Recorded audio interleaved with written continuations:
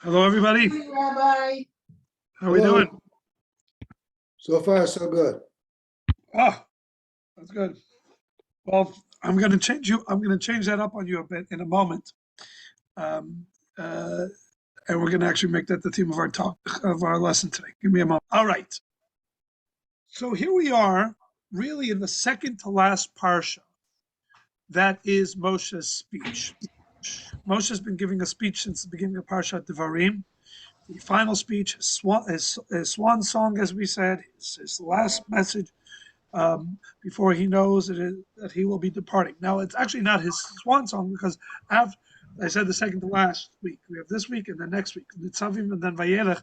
After that, we actually have Moshe's song, which is quite literally his swan song. It will be the last um, um, inspiration, as it were, that he's going to give over.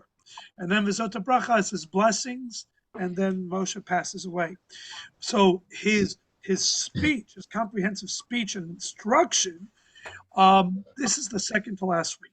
Next week will be the last week. It is actually unique that, again, not even this due to a leap year, but just due to the fact that we're going to have a Shabbat in between each of the holidays. So we have this Shabbat, and then between Rosh Hashanah and Yom Kippur, of course, we have a Shabbat, but uniquely, we will also have a Shabbat between Yom Kippur and Sukkot.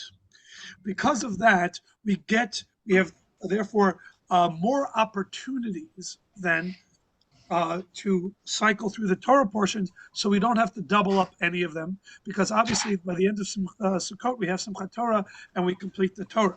So if we didn't have that Shabbos in between Yom Kippur and Sukkot, we would have had to double up this Torah portion so we can get through the cycle of Parshas with the amount of Shabbos that we have left.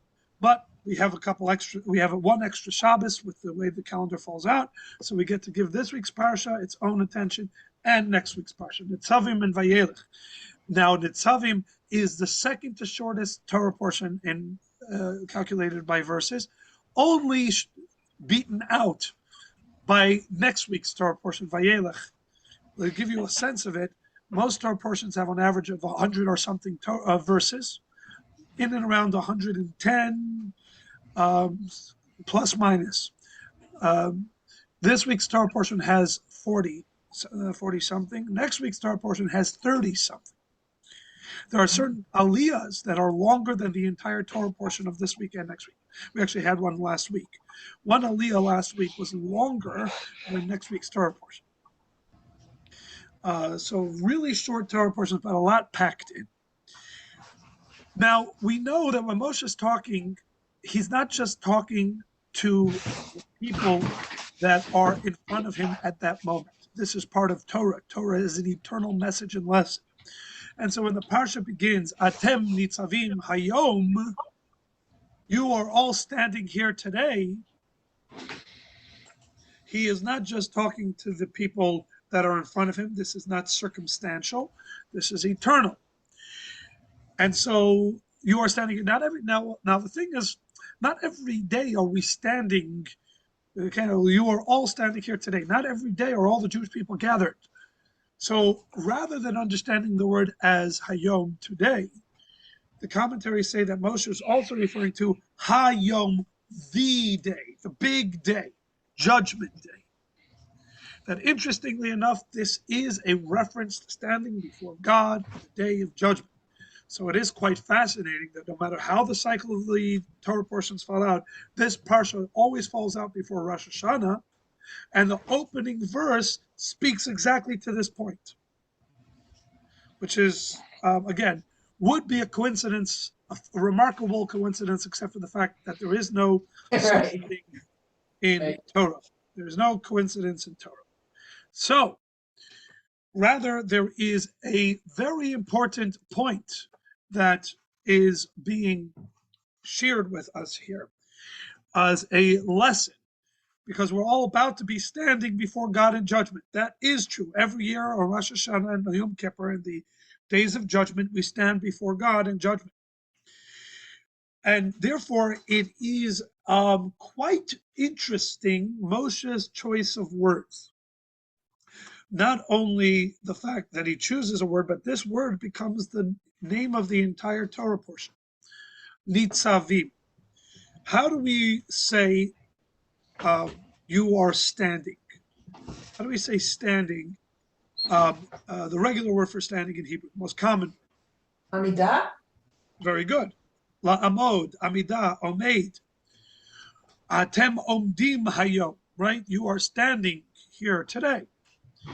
The word, but Moshe does not use the most obvious and most common word. He uses the word nitzavim, nitzav.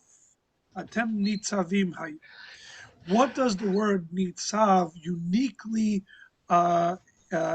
emphasize or connote that the word omeid does not? In spite of everything that just happened with the klalot? Oh, good. Okay. You're heading in the right direction. Go. So what does that mean? You're asking me, or it's rhetorical? No, I'm asking, what does the word, what would nitzav connote? I think you're heading in the right direction based on your preface. In spite of what Oh. would, so that's not what you meant. Okay, go ahead. But no, spell it out. What's In other the root words, of the word? what does the word nitzav connote? I think you're right. I think the sentiment is there. Nitzav means to stand strong, confident, firm, resolute, stoic. And this is why a monument, what is a monument called in Hebrew? Matzeva? A matzeva, from the same word nitzav. Something that stands strong and firm. Ah, gotcha. Good. And so this is what I thought you were hinting when you say, Paul, like after all those curses, we can be standing, not just standing, but standing nitzavim, firm and resolute and confident. But it is, besides for that, it would be puzzling just on the kind of in the aftermath of the relatively harsh words. But also, if we accept what the commentaries tell us, that Hayom is a reference to the day of judgment, that would seem to be a little bit perplexing. That because we know who's being judged on Rosh Hashanah. Every one of us. We are, right? We're not, we're in the defendant's box on the day of Rosh Hashanah. Now, every lawyer will tell you, no matter how good your case is and how solid your case is, what is obviously the first strategy? Settle, right? Settle. Yes. Right? Because settling is the only way that you know for sure what the outcome is going to be. Right. When you're settled, you can be confident. Settle. If you have an opportunity, you can get the terms that you would like. Settle. Because no matter what the situation is, if it goes to trial and you're before a judge, no matter how solid and airtight you think your case is, it's a crapshoot. You don't know. You don't know what's going to happen. Now, how much more so when we're talking about a case where it's not some small or insignificant thing, or even significant, but it's monetary. Here, our entire year, we are standing in judgment for our entire year. Mi yachya u'mi yamut, right? Mm-hmm.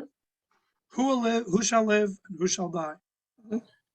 That's what's at stake. It is the highest stakes trial.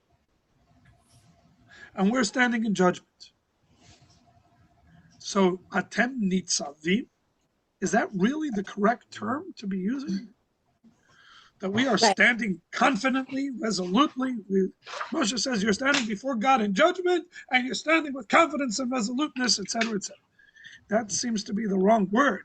Rather, it should say you are standing trembling, right? Bir adah, as we say in the Slichot prayer, right?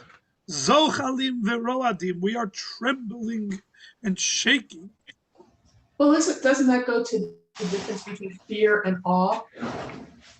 Okay, fair enough. But do we really, I mean, is that even a good look, right?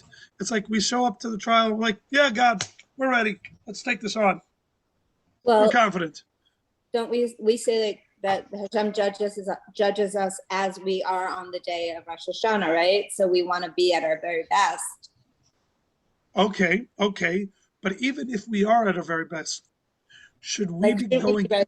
be at our best though? Like, this is our best self we're presenting. Okay, so how do we know that?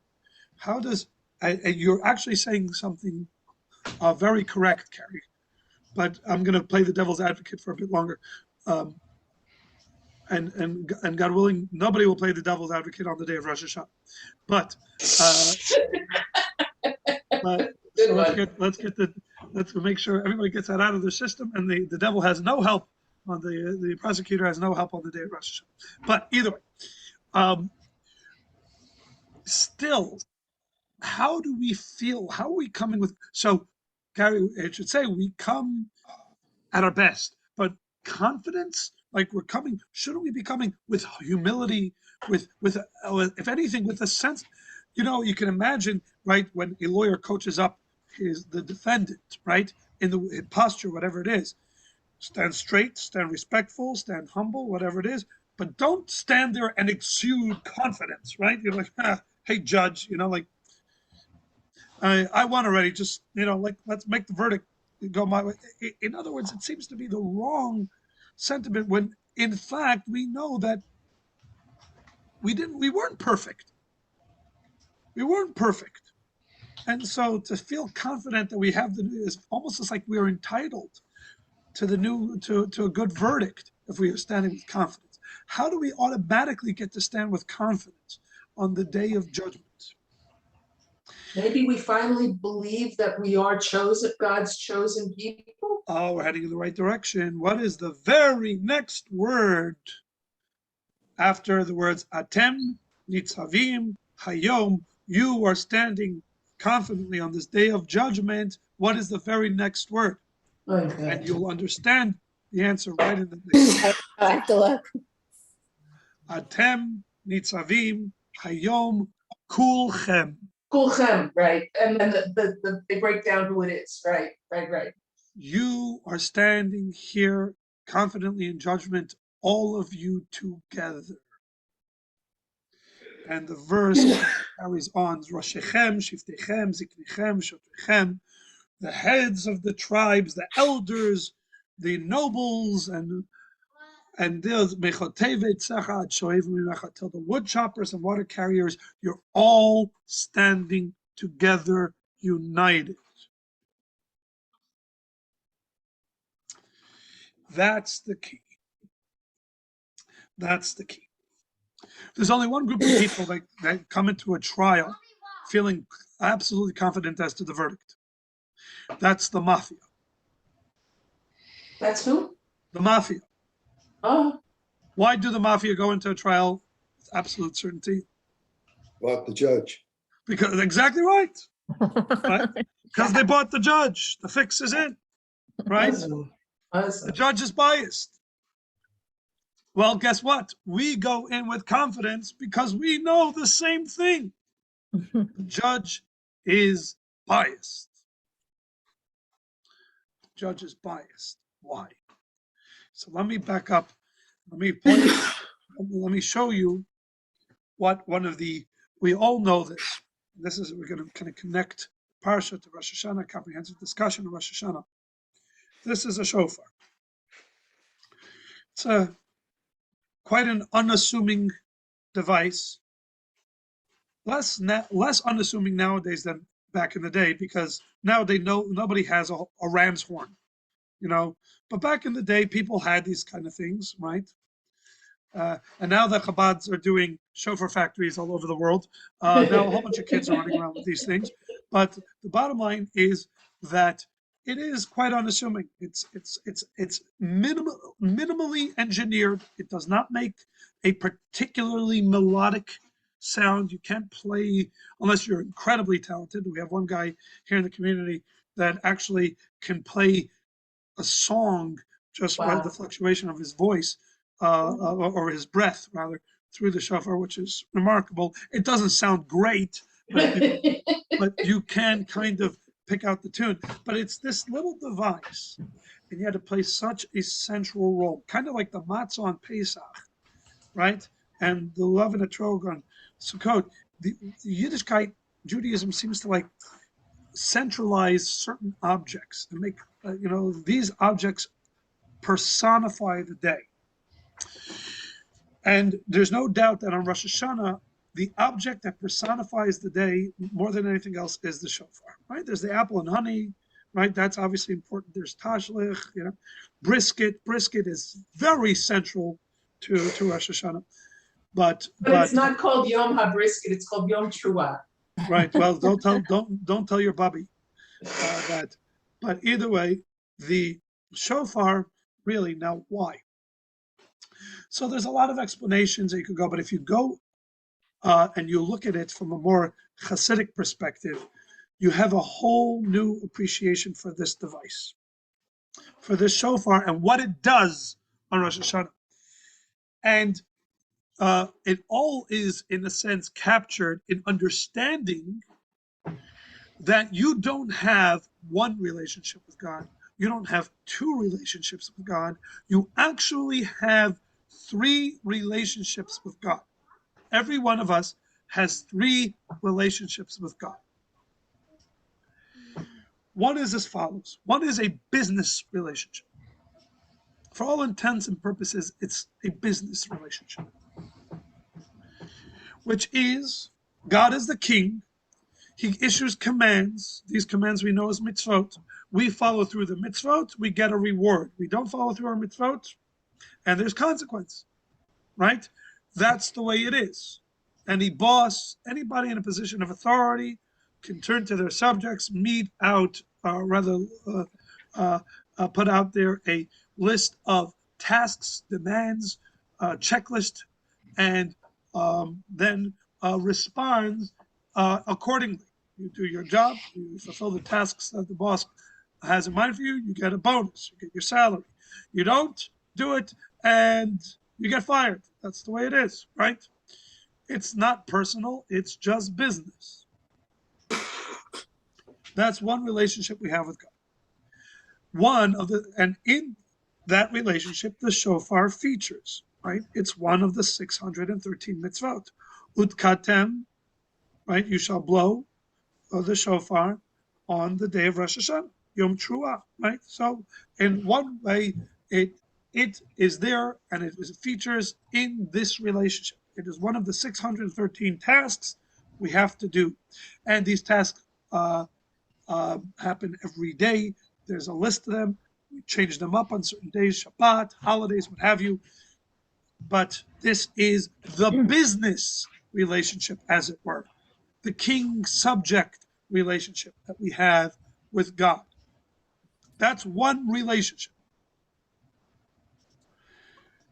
But we can throw that relationship into jeopardy quite easily. And to a certain degree, we're very good at throwing that relationship into jeopardy. We're very good at throwing it into jeopardy by not being very good at fulfilling all the mitzvahs that we're supposed to. Right? And I think we can all say, unless you're a perfect tzaddik, that we have at one point or another not produced as well as we should in this relationship. And if this was the only relationship that we had with God, this would be a problem, a very big problem. This would threaten the entire relationship. Because when an employee doesn't produce in the way they're supposed to, then it's almost expected that the boss eventually says goodbye. Right? I'm ending this relationship again. It's not personal, it's just business. That's in fact what that whole phraseology means. If it's just a business relationship, it's expected that if you stop producing, then it's over. Don't get all emotional about it. It is what it is. But we do have a deeper relationship with God. And that deeper relationship is in the fact that God chose us. He chose us, or His chosen people, which allows us to do something called teshuvah. Boss calls you into the office says, hey, you're not producing. You don't sit there and try to argue and defend and say, no, let me frame it in a different way where I actually do like I'm producing. Let me make an argument that I'm actually producing, because that's not the tactic we take on Rosh Hashanah Yom Kippur. You ever notice? We don't sit there and say, really, God, you might think we didn't, but we actually are, and here, let me show you how we are. We, you know, this thing, I have a good excuse for this one, and this, I didn't do that, but I did this instead. None of that. And rather, we say we actually go and list all our failures. Ashamnu, bagadnu, gazalnu, we stole. Yeah, that's a great tactic, right? The defendant gets up in the court case and says, Your Honor, I just have one thing to say. I'm right now being you have me on trial for this and this thing wrong. Let me give you the list of the other things that I did wrong, the other crimes I have. Like, what are you doing, right? But that's not our tactic. Rather, we're approaching with teshuvah, which is saying, God, I'm sorry, but please forgive me. Give me another chance. Why? Because our relationship is not just a business relationship. We care about each other. I'm close to you. You're close to me. So I'm asking you not on the value of my production or not. I'm tugging on that second string. I'm not making an argument as to my productivity. I'm coming to you because of our relationship, our connection. And I'm saying I'm sorry wholeheartedly, and I mean it. I'm showing true contrition, and I do resolve to do better in the future, and I'm asking you to give me another chance. That's already relationship number 2. That's a relationship where it's not, you don't just have a relationship with the tasks and how well you can do them. You have a relationship with the one who has issued those requests. And you're kind of going above, yeah, I may have screwed that up, but I'm appealing directly to you.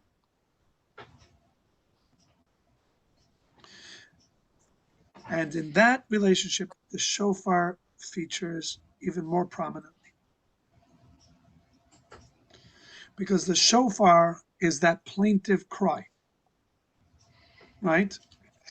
I am sorry, right? We all know that the sounds of the shofar are meant to mimic the sounds of somebody crying. Tekiah is that long, sound, that long wail.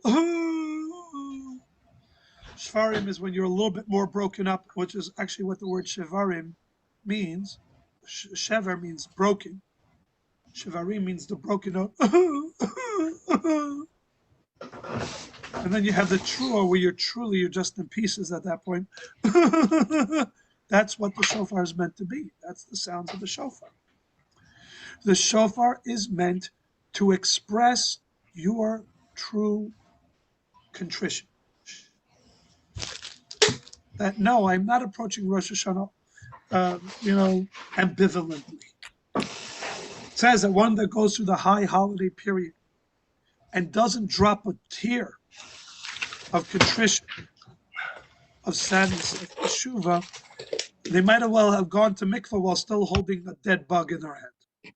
It's you kind of are you are canceling out your Rosh Hashanah Yom Kippur. Yom Kippur is a moment for you to come, right? It's like that person who takes the opportunity to go into the boss's office and ask for the boss to say, yeah, give me a second chance, and shows zero remorse whatsoever. And the boss is like, even if it's a friend, or your friend, or whoever it is, somebody you're close to, and you're coming in and you're, yeah, please forgive me, blah, blah, blah. And the person said, what a wasted opportunity. Mean it. Show me you mean it. I want to forgive you, but show me you mean it. I'm not grading you on your productivity, but I am grading you on your emotion. I'm grading you on how true you're feeling this moment. And so that's what the shofar has to be for us. And when we're either blowing it or hearing it, we need to, in a sense, understand we're not just fulfilling a mitzvah, but we need to close our eyes and get lost in the moment. But here's the thing. Even number two, even this deeper, more powerful relationship that's not a business relationship, is not foolproof. As we said, it's not foolproof. Because at the end of the day, maybe God is not feeling that close anymore. Maybe you've done something that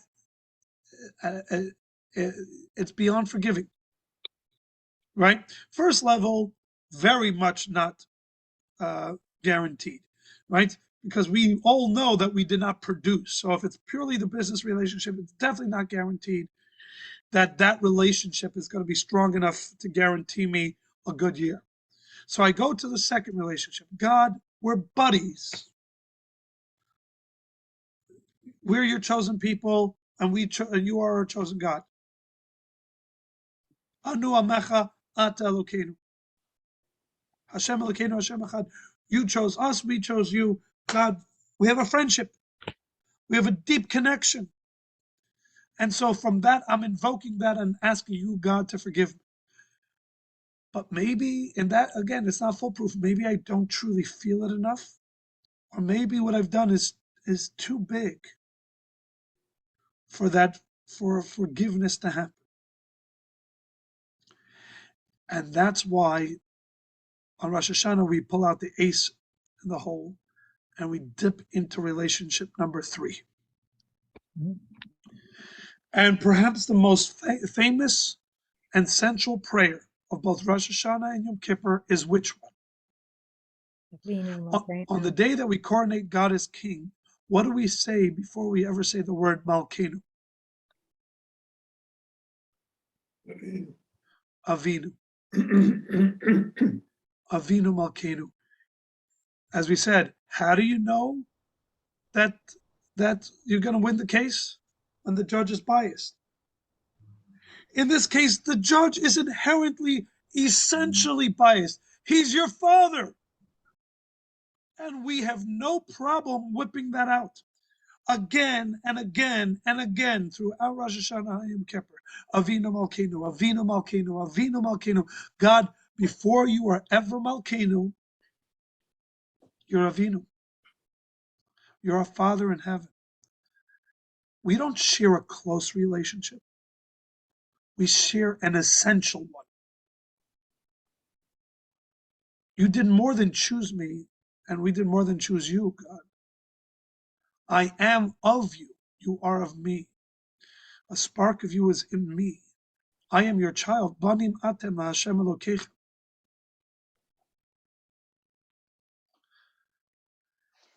And at that point, it's not even about forgive or not forgive. The relationship stands no matter what.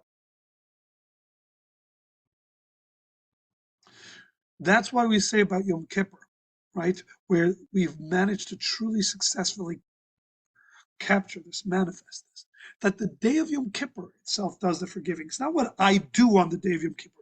The day of Yom Kippur forgives. Why? Why should the day of Yom Kippur? Because on the day of Yom Kippur, that relationship is shining forth like a blazing beacon.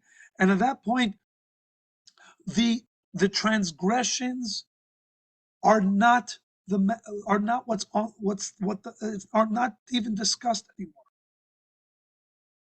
We've moved past that. Transgressions can affect a business relationship. They can affect a friendship. They can't affect. It doesn't. I am still your son, and you are still my father.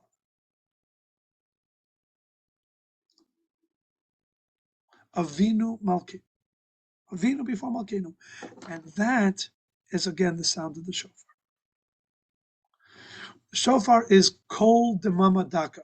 We say in the most powerful singular prayer. We talk about the Avinu Malkeinu, but that prayer on Rosh Hashanah Yom Kippur, the Nisana Tokef, right? The Nisana Tokef. We say, "Ova shofar gadol yitaka." On the great shofar we will blow. The kol demama daka yishama. And a quiet, silent voice is heard. It's not even the contrition. The sound of the shofar is no words, no melody. It is pure my soul. It's just my soul coming up.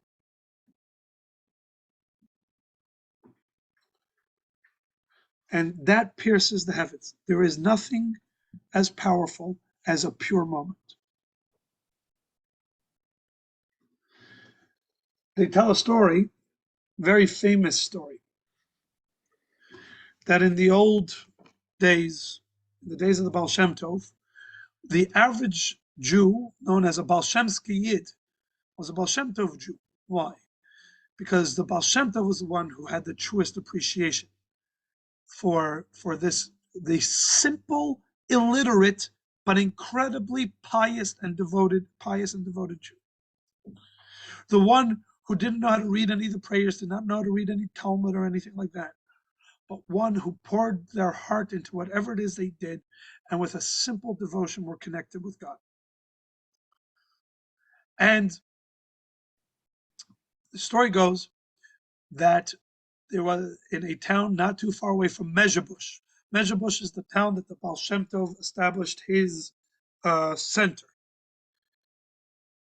There was a farmer, and the farmer was a simple but devout disciple, devout chassid of the Baal Shem Tov. And every year he would go and make the long journey to Mezhebush to be able to be there Yom Kippur by the Baal Shem Tov. Every year his son, who was getting older, would ask him, Abba, Tata, can I join you? Can I go? Really want to go. And his father would say, you're too young, you don't know how to read, there's no point for you to go. Stay on the farm, keep your mother company. I'll go and I'll pray on all of our behalf. One year the boy just couldn't deal with it anymore. He so desperately wanted to go that after his father turned him down, he waited till his father had left and put a little distance, and he followed secretly behind his father. His father comes into shul. His father takes his customary place in the packed shul of Baal Shem Tov, and they're davening through Yom Kippur. Unbeknownst to him, sitting in the back of the shul is his son, who really can't engage or be involved in the prayer in any way. Because again, he's completely illiterate, doesn't know how to read a word of Hebrew. And the day is going, the day of Yom Kippur is progressing, and people were noticing that the Baal Shem Tov at the front of the shul, and he was the barometer of how things are going, as it were, in heaven, right? 1 foot on earth, 1 foot in heaven. And so they would watch him and his expressions and his sense would be an indication as to how things are. And they noticed, to their chagrin, that the Baal Shem Tov, as the day was progressing, was getting steadily more upset. And as the day went from Shachris into Musaf, and then the Musaf into Mincha, and then into Ne'ilah, the Baal Shem Tov started to get desperate. And his prayers became all the more plaintive and emotional. And the Hasidim got the sense that the Baal Shem Tov is shepherding our prayers. The prayers are not breaking through. They're not being accepted before the throne of glory.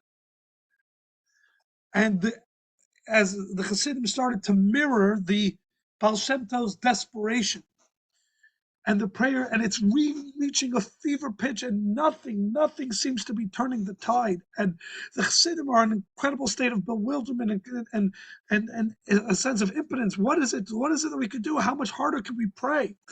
And the Baal Shem Tov is praying and all praying, and it doesn't seem.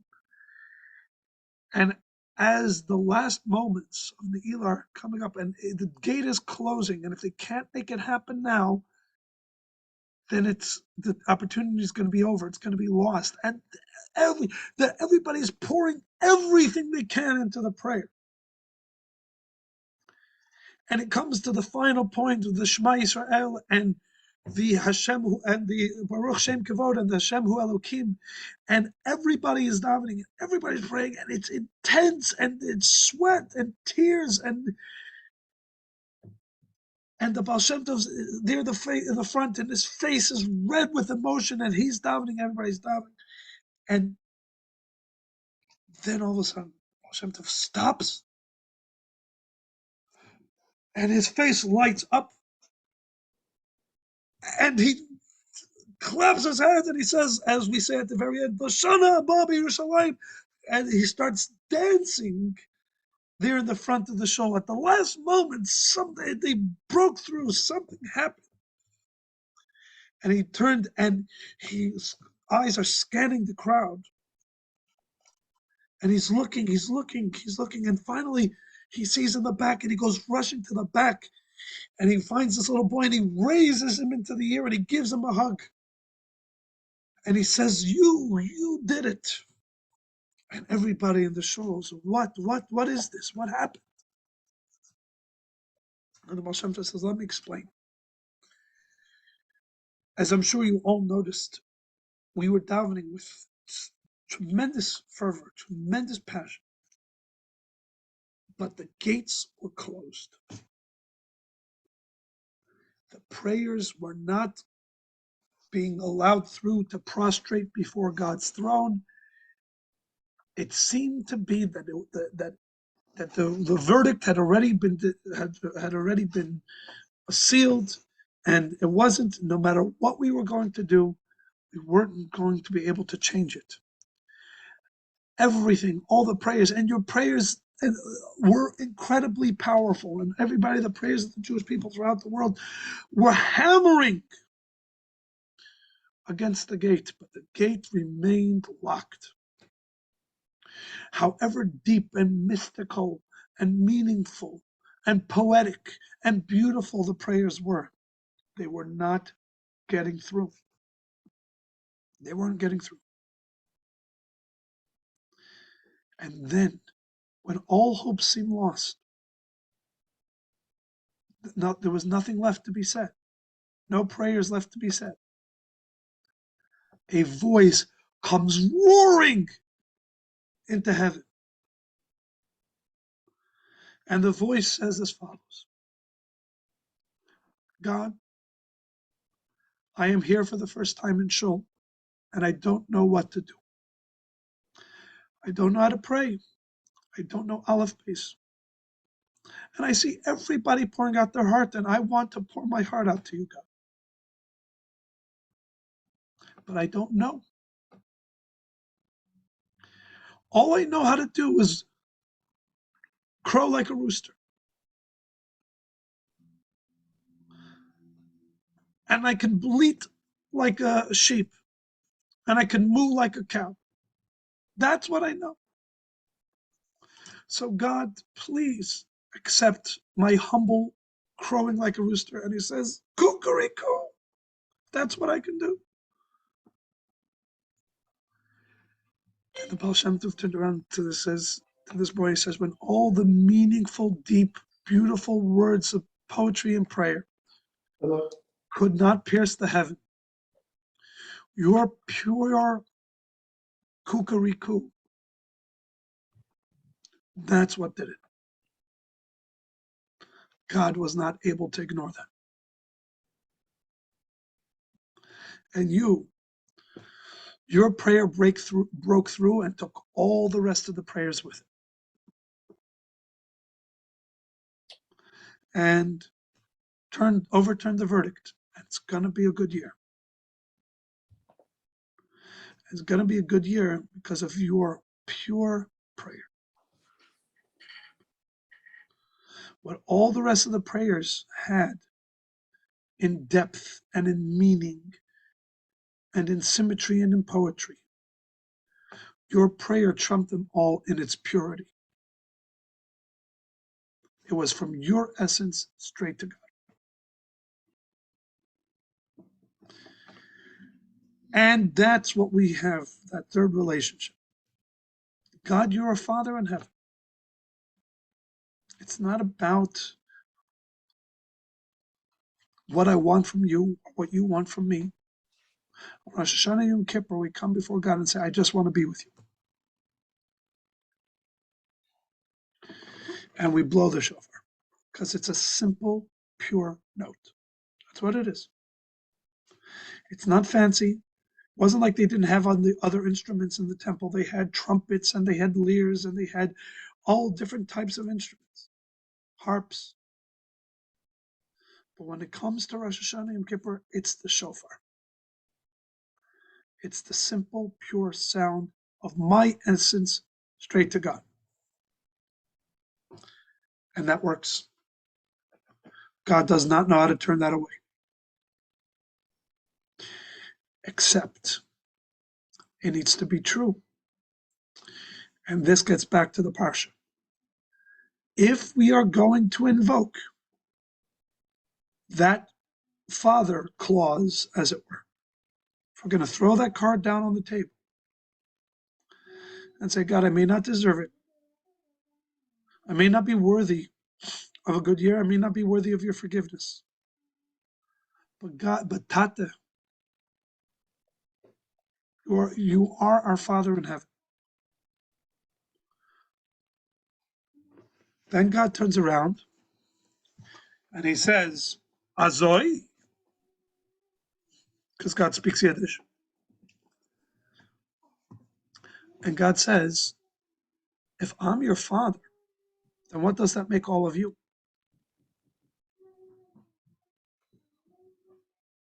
Brothers and sisters. And it's a little bit chutzpahdik for us to come before God and say, God, that's how I see this relationship. When the other part of that relationship is completely disregarded. And so Moshe says, Atem Netzavim hayom. You want to know what it takes to stand confidently on the day of judgment, to know that you know what the verdict is because the fix is in, because the judge is biased, because the judge is your father. Kulchem. Come all together. Rashechem, Shiftechem, Zichnechem, Shotrechem. The greatest with the least, it doesn't make a difference. You're all brothers and sisters. You come with that kind of showing, you come in that fashion, then you are speaking the truth when you are saying Avinu Malkeinu. And God not only is forced to accept it, God wants to accept it. God is looking forward. God is begging us to come to him that way. Come with that healthy understanding, awareness, and focus, love, and connection. I am your Father in heaven. You are my children. Of course, I want to give you a good year. Of course, I want to invest. Of course, I want to be connected to you. Of course, I want to hear you. But what pains a parent more than any slight that a child can do against them is the angst and disunity that might exist between the siblings. That hurts. And God is saying, and Moshe is telling us, that is the secret. That's the key. And in that regard, we as a people have held up pretty well our end of the bargain.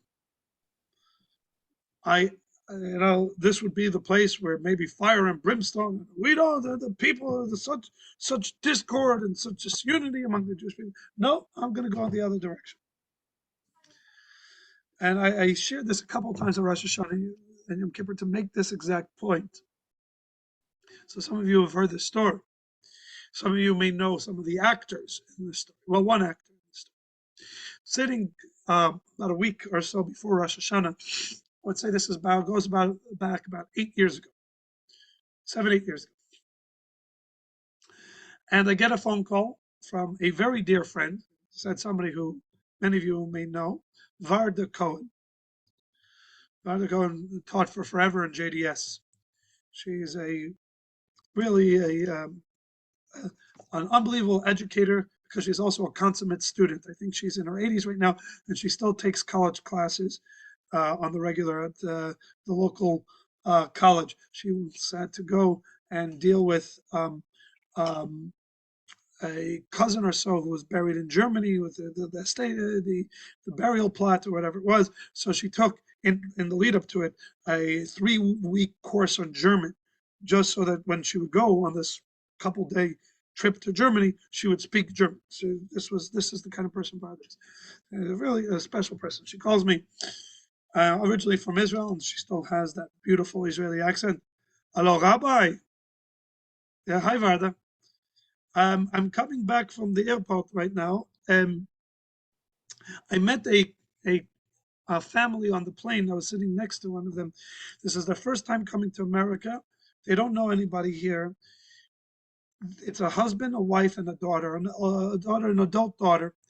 The wife has been dealing with an illness for 8 years now and has been going everywhere in the world to find treatment and nothing.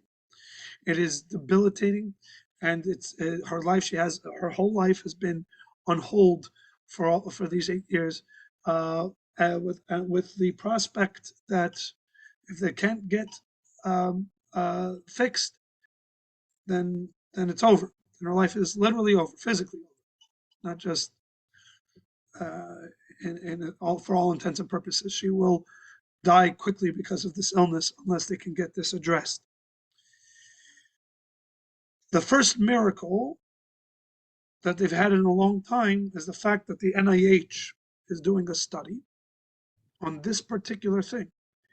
And they're taking limited amount of people to be their guinea pigs. And the second miracle is that they have accepted and invited her to come be a guinea pig.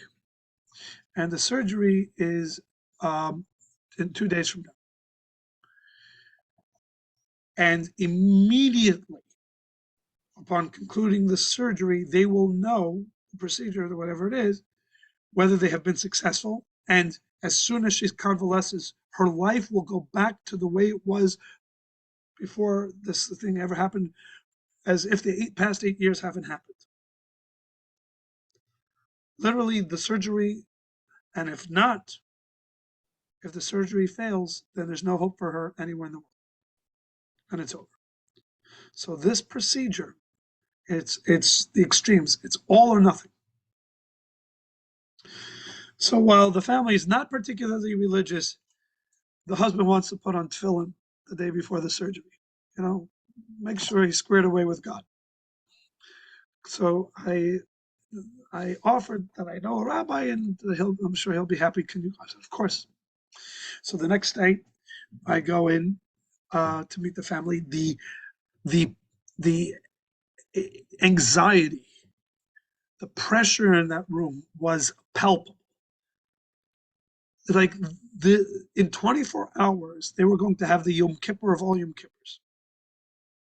I mean, this wasn't on the day of Yom Kippur, but literally, they were going to know as a result whether she is entirely healed or there's no hope left for her in this world. So we put on tefillin, and then we said the Shema, and then we said Tehillim for her, and he started crying, and she started crying, and the daughter started crying. It was very emotional. Afterwards, as I was taking off the tefillin, I said, "Do you mind? Can I call you right after this? When the surgery is meant to be over, because I'm invested now. I'd like to just know how it turned out." I said, "Please, sure, Rabbi." I remember the next day, like the whole day, I wasn't settled. Like the whole day, I was just couldn't think about anything else. And finally, the time comes, and I dialed the number. My hand was trembling. because it's like how immediate, as soon as how he would answer the phone would already be an indication as to whether what happened or not. Bring. I hear the the sounds of the phone being pulled on the way. I'm holding my breath and I hear, hello, Rabbi. And I said, no, chadashot tovot, good news. And he said, hachi tovot, the best news. It was a mazel tov, yeah, it was wonderful. Yeah, he's thrilled. So I turned to him in typical Chabad rabbi fashion, and I say, so we put on tefillin Good yesterday for you. Good for you. when but now let's not forget God's address. And as an action of gratitude, can I come by to put betach, for sure. So of course I'm running by, and if yesterday was Yom Kippur, today was Simchas Torah. The joy they were. Put on the tefillin, and he starts humming a song, and she's there. The wife was there in bed, conscious, awake, convalescing, but awake. The daughter and everybody was so beautiful. It was really like life was happening in that room. And so after I take off the tefillin and shmuz with him, and I said, wait a minute, how many days are they going to keep you in the hospital just to convalesce? So I said they said somewhere between 3 to 5 days. So I said, okay, then that means that there's a good chance you get stuck here for Rosh Hashanah. They said, yeah, it's possible. I know, Varda was telling me, and what they were telling me, they had no family. They knew nobody. It's the first time in the United States, none of them spoke a word of English. The daughter spoke a little, but just because, she's younger generation, people in Israel speak English, but this is the first time any of them have been to America. None of them had any family here, not even in New York. So I realized they're kind of stranded. So I turned and I said, Takshiva, listen, Rosh Hashanah, Aleinu, Rosh Hashanah is on us. You don't have to worry about anything, meals, a place to stay. Ben Knesset, you'll be by us, and you won't have to worry about a thing for Rosh Hashanah. To which he responded with 2 words that were some of the most heartwarming words I've ever heard. He said, Tamod bator, with a smile on his face. He said, get in line. 4 people had already issued an invitation to this family for Rosh Hashanah. It made my day to hear that. They had been in the United States for less than 72 hours. They knew nobody, no friends, no family. In the span of, and they hadn't left the NIH campus, and for the most part, haven't even left that building 10. And in 72 hours or less, being in one building, 4 Jews had already seen their brothers and sisters who they never met, but they are brothers and sisters, and said, you will be by us for Rosh Hashanah. Varda was one of them. There was a doctor who was there who came to check on them, also offered for them to be by Rosh Hashanah. There is a Bikur Cholim, a group that helps, a Jewish nonprofit that helps the families of those who are in the NIH and nearby hospitals. They offered, and then a random person, that another family of a patient, whatever it is that they met in the lobby of the building, had offered. 4 people. I was number 5 in 72 hours.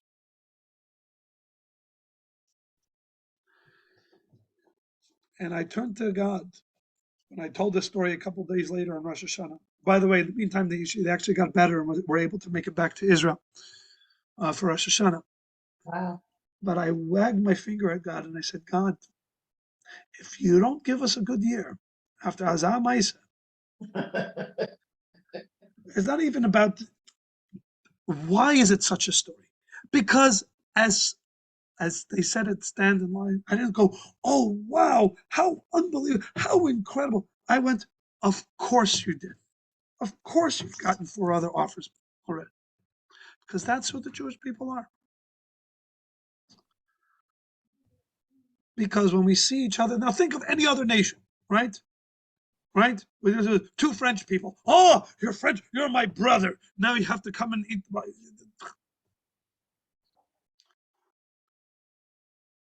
But of course, one Jew sees another Jew, of course, Rosh Hashanah, you'll be. I don't know you from Adam, but you're a brother, you're a sister. And then we can turn to God and say, Avinu Malkeinu, and mean it. And God willing, when we say it and we mean it, God will say, of course, that was what I was always planning to do. We should all have a ksiva tova. We should have a good gebenched year, as Shana Tova Umetuka.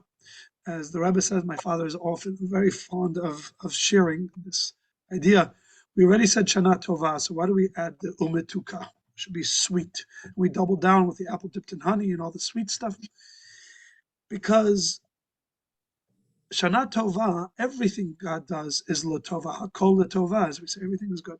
But sometimes it's good in a way that I cannot perceive. But sweetness has to be, if it's going to be sweet, it has to be sweet for me. And so, Shana Tova Umetuka shouldn't just be a good year, but it should be a good year in a way that we can feel it, the way we can see it, we can taste and sense its sweetness.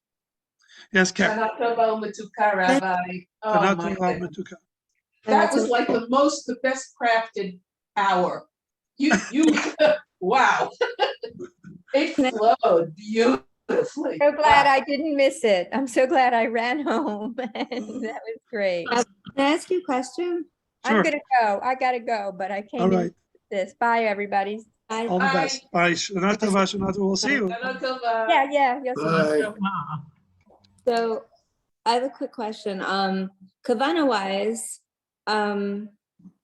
on Rosh Hashanah we daven like more for the nation, right? Like when we do vidoy and everything like that, right? It's more like as for the coming from we're coming together as one. And on Yom Kippur, isn't it more singular, more personal? And Well, why? It's interesting that you said that, because yes, the answer is yes and no, but no, not because you're wrong, but no, because I'll explain. Rosh Hashanah, we are coming as representatives not only of the nation but of the whole world, because God, we are coronating God over the whole world. So there is very much that sense that Rosh Hashanah is all of existence, and yes, we are each coming, but we're each coming not only to represent ourselves, but to represent all of existence, all of creation, all of humanity, all of our people, what have you, each in its own layers. But it is a more general day, let's call it that. Yom Kippur is more personal. It's more circumspective. It's more me, myself, coming before God. Having said that, we still don't say on Yom Kippur, Ashamti, Bagadati, Kazalti, or Al Chetati. We still say Ashamnu, Bagadnu, Al Chetanu, which is still plural. Mhm. So if we're getting all personal on Yom Kippur, then why are we not getting personal? Right. Mhm. Because for the exact reason we just talked about. Because while we are coming personally contrite, I'm not coming alone. I'm coming united with all the people. We're all here together. So I remember learning when you do the Zohar, like on Rosh Hashanah, you're not really supposed to think of your specific sins that you recall doing yourself.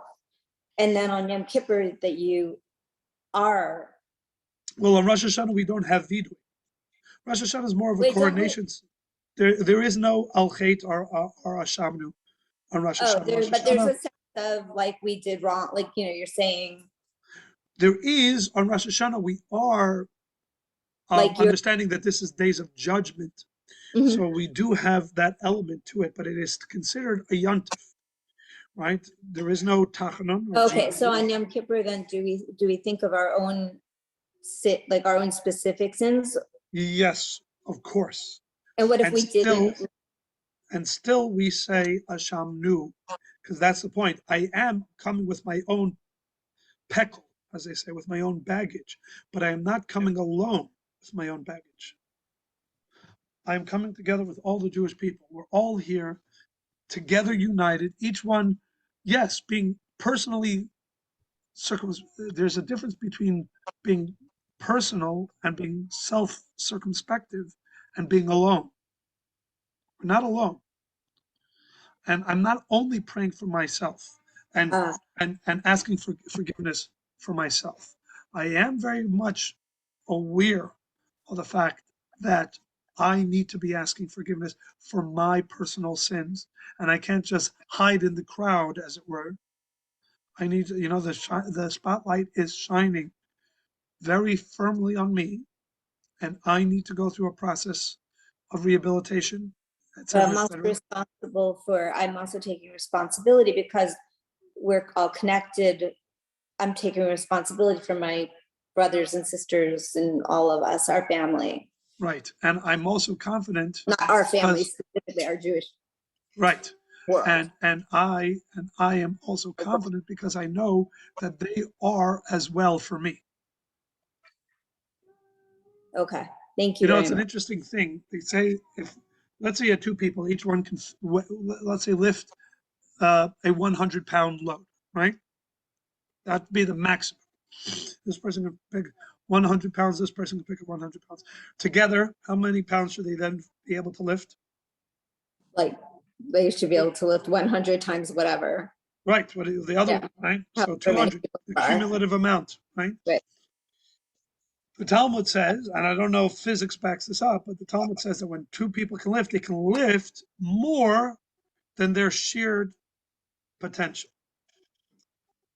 In other words, it's not just combining our efforts. When you share it, you unlock a potential for greater success that is more than just the sum of your two potentials. Right.